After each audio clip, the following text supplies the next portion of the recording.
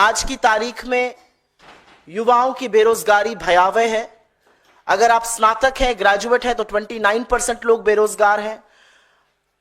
दिक्कत की बात यह है कि मैन्युफैक्चरिंग में एक बब्बर शेर बनाया गया था, मेक इन इंडिया का, वो कागजी शेर निकला और मैन्युफैक्चरिंग की नौकरियां लगातार गिरती जा रही हैं। मैन्युफैक्चरिंग का शेयर इकोनॉमी में 25% होना था 2022 में, वो महज 15% के थोड़ा सा ऊपर है।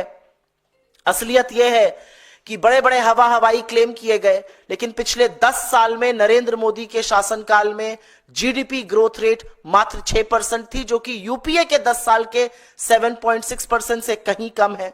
असलियत यह है कि बगल वाले बांग्लादेश का पर कैपिटा इनकम हमसे आज की तारीख में ज्यादा है। असलियत यह है कि कर्जे का बोझ हिंदुस्तान के आम परिवार झेल रहे हैं, किसान झेल रहा है, महिला झेल रही है, युवा झेल रहे हैं, बेरोजगार झेल रहे हैं। असलियत यह है कि गोल्ड लोन, अपने सोने को गिरवी रखकर आज लोग घर चलाने को मजबूर हैं, तो जो मंगलसूत्र छीनने की बात करते थे वो खुद मंगलसूत्र छीन रहे हैं।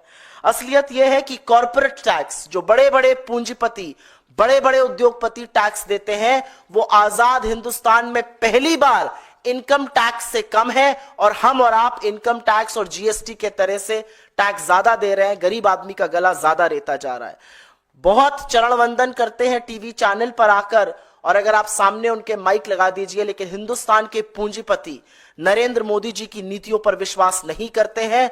वो इन्वेस्टमेंट करने को, निवेश करने को नहीं तैयार है, और इसीलिए निवेश की जो दर है, इन्वेस्टमेंट का जो रेट है, वो लगातार गिरता गया है। असलियत यह है कि लाल आंखें दिखानी थी चीन को, लेकिन चीन के साथ व्यापार सबसे ज्यादा किया नरेंद्र मोदी ने, और 83% से ज्यादा ग्रोथ चीन से आए हुए, आयात किए हुए सामान की हुई। हमारे डोमेस्टिक कैपिटलिस्ट को, डोमेस्टिक उद्योगपतियों को तो नहीं भरोसा है। एफडीआई का जो एक झुंझुना बजाया जाता था वो भी थम गया है। विदेश के लोगों को भी मोदी जी की नीतियों पर, उनके शब्दों पर भरोसा नहीं रह गया, और इसीलिए एफडीआई भी गिर रहा है। असलियत यह है कि अगर लोगों के पास देश छोड़कर बाहर जाकर बसने का मौका है, बाहर जाकर निवेश करने का मौका है, तो असल में वो कर रहे हैं। 21,000 से ज्यादा हाई नेटवर्थ इंडिविजुअल्स ने इस देश की नागरिकता छोड़ दी है। कोई सरकार क्या करेगी? वो गरीबों पर ध्यान देगी, शिक्षा पर ध्यान देगी, स्वास्थ्य पर ध्यान देगी, वेलफेयर पर ध्यान देगी, सामाजिक कल्याण पर ध्यान देगी। लेकिन आपको सुनकर आश्चर्य होगा कि मोदी सरकार ने एजुकेशन का, शिक्षा का, स्वास्थ्य का, सामाजिक कल्याण का बजट लगातार पिछले 7 से 8 सालों में घटाया है। बातें ये जो भी कर लें, असलियत यह है कि किसान, 55% किसान कर्जे के बोझ के तले दबे हुए हैं। असलियत यह है कि महंगाई से लोग त्रस्त हैं। महंगा आटा है, महंगी दही है, महंगी सब्जियां हैं, महंगी शिक्षा है।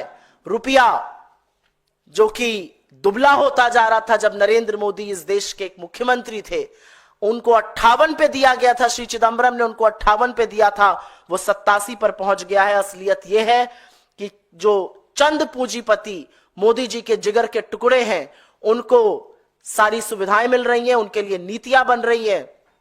अडानी ग्रुप का कर्जा करीब करीब 1 लाख करोड़ से ज्यादा का है। असलियत यह है कि जिन एजेंसियों से इस देश के लोगों को सहूलियत दी जाती, वो एजेंसियां बीजेपी की फ्रंटल बन के चंदा दो धंधा लो जैसे इलेक्टोरल बॉन्ड्स चला रही हैं, और ये मोटे तौर पर आंकड़ों के साथ की कहानी है।